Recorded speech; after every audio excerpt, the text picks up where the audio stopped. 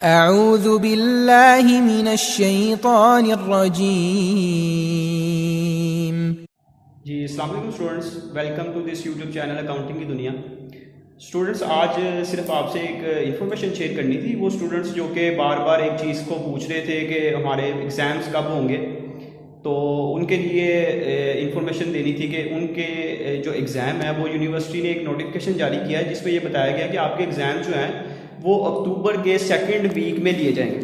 अक्टूबर के second week के बाद जो है वो आपके एग्ज़ाम्स लिए जाएंगे। 15 अक्टूबर के बाद जो है वो एग्ज़ाम्स होंगे, जिसमें एसोसिएट डिग्री प्रोग्राम कॉमर्स है या बीए बीएससी है, डिफरेंट जो हैं वो एग्ज़ाम्स लिए जाएंगे। इसके नोटिफिकेशन का जो पिक्चर है वो मैं इसके साथ अटैच कर दूंगा, डिस्क्रिप्शन में भी आपको मिल जाएगा।